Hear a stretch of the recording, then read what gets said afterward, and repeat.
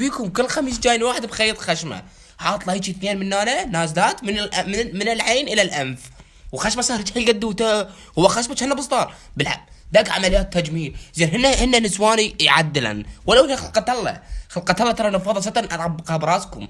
ايش بيكم انشلبتوا؟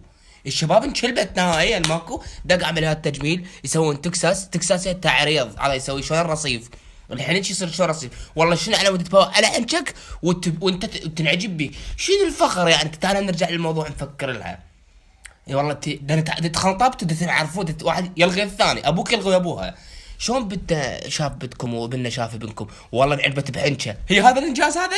بنت انعجبت بحنج ابنكم وخلاص صارت العلاقه علاقه مبنيه على الحنج. هاي يومين ما تطول، يومين توداي ما تطول هاي العلاقه ام الحنج.